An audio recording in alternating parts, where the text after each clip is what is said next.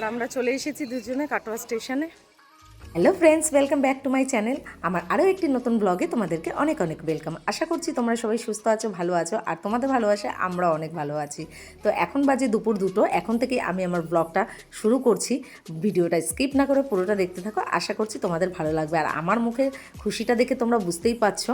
তো তোমাদের দাদাভাই এসেছিল দুদিনের জন্য বাড়িতে, আর তোমাদের দাদাভাই এখন কলকাতা ট্রান্সফার, সেই কারণে আরও খুশি। আর আরেকটা খুশির খবর হচ্ছে আজকে এখন আমরা যাচ্ছি কাটোয়া স্টেশনে। কাটোয়া স্টেশন থেকে কোথায় যাব পুরো ভিডিওটা দেখতে হলে কিন্তু স্কিপ করা চলবে না। ভিডিওটা দেখো, তোমাদের ভালো লাগবে। আর রাস্তায় বেরিয়ে পড়েছি। আর গঙ্গার ধার থেকে আমাদের টোটো করে যেতে হয়, সেটা আগেও অনেকবার ব্লগে শেয়ার করেছি। আর খুব দেরি হয়ে গেছে, 3:30-র সময় আমাদের ট্রেন। চলো তাহলে রাস্তায় যেতে যেতে তোমাদের সাথে সবটা শেয়ার করা যাক। তো বন্ধুরা, দুদিনের জন্য তোমাদের দাদাভাই এসছে, আগেই বলেছি। আর এখন যাচ্ছি কলকাতা। তো তোমাদের দাদাভাই কলকাতা ট্রান্সফার হয়ে গেছে, আর আমি যাচ্ছি আজকে বাপের বাড়ি প্রায় 5 মাস পরে। আমার যে এত আনন্দ হচ্ছে তোমাদেরকে বলে বোঝাতে পারবো না। পুরো মাঝ নদীর ওপর থেকে কিন্তু যাচ্ছি। আর মা গঙ্গাকে স্মরণ করে চলো ঘাটটা পার হয়ে নিই, আর তোমাদেরকে দেখাই চারিদিকের ভিউটা কত সুন্দর লাগছে দেখো। আর একদম মাঝ নদীর ওপর থেকে কিন্তু নৌকাটা যাচ্ছে। জানো তো, আমি যখন নতুন নতুন বিয়ে হয়ে এসেছিলাম আমার শ্বশুর বাড়িতে, তখন এই ঘাট পারাপার করতে না আমার প্রচণ্ড ভয় হতো, কিন্তু এখন যেন স্বাভাবিক হয়ে গেছে। সব সময় দৈনন্দিন জীবনে আমাদের কোনো কিছু করতে গেলে টাউনে আসতে হয়, কাটোয়াতে, তো সেই কারণে এখন অভ্যাস হয়ে গেছে।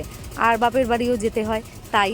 আর চারিদিকের পরিবেশটা দেখো, আর প্রকৃতিটা দেখো, তোমাদেরকে কি বলবো, এত সুন্দর লাগছে। ওই দিক থেকে দূরে একটা নৌকা আসছে। তো এইভাবেই ভাবলাম তোমাদের সাথে সবটা দেখাই। আর এই যে তোমাদের দাদাভাই আর আমি আর চলে এসেছি প্রায় ঘাটে পার হয়ে। তারপরে ওপারে গিয়ে তোমাদের সাথে কথা বলবো, কিন্তু তার আগে দেখাই ঘাটটা ঠিক এইভাবে কিন্তু বাঁধিয়েছে। এর আগের ভিডিওগুলোতেও আমি তোমাদেরকে দেখিয়েছি নতুন করে ঘাট বাঁধানো। তো এইভাবে ঘাটটা বাঁধিয়ে না খুব সুবিধা হয়েছে, জানো তো।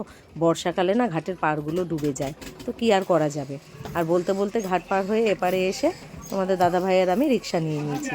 চলো এবার কাটোয়া স্টেশনে গিয়ে তোমাদের সাথে আবার কথা হচ্ছে। আর অনেক দিন পরে আমার ভিডিওতে তোমাদের দাদাভাইকে দেখতে পেলে কেমন লাগছে তোমাদের অবশ্যই আমাকে বলো।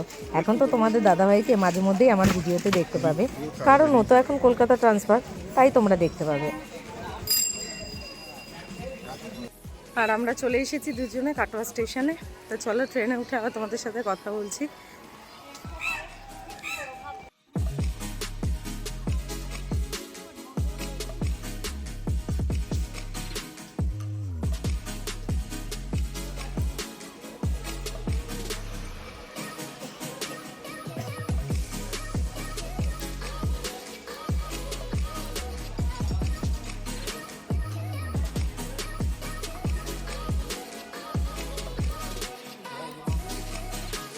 একটা জল নিয়ে নাও এখান থেকে।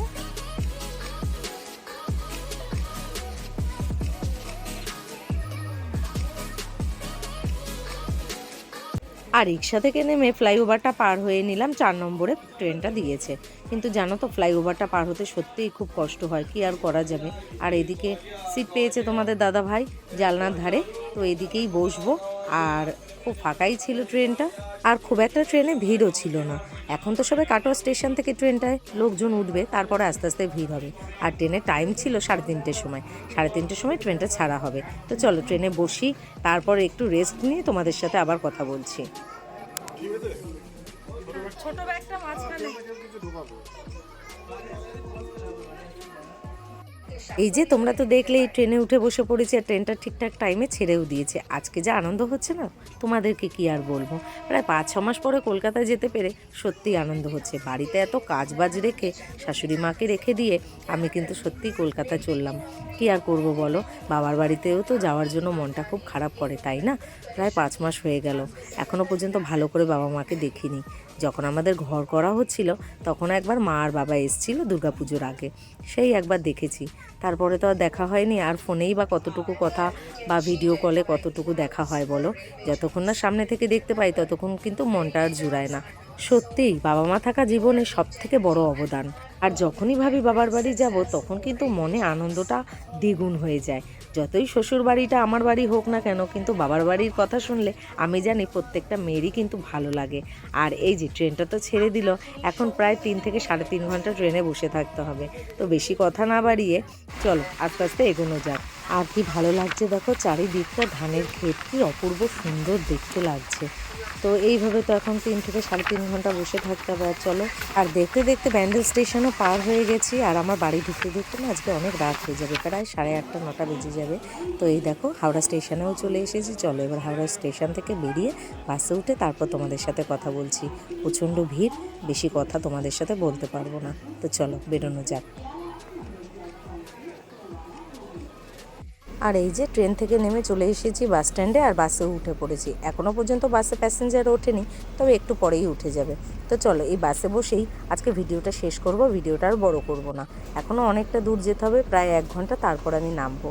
তো চলো আজকের ভিডিওটা তোমাদের কেমন লাগলো অবশ্যই কমেন্ট করে জানিও। চ্যানেলটি সাবস্ক্রাইব করে দিও, লাইক শেয়ার করে দিও, পাশে থাকা বেল আইকনটি অবশ্যই প্রেস করে দিও, সবার আগে আমার ভিডিওর নোটিফিকেশান তোমরা পেয়ে যাও। আর সবাই খুব ভালো থেকো, সুস্থ থেকো, সাবধানে থেকো। দেখা হচ্ছে নতুন একটা ভিডিওর সাথে।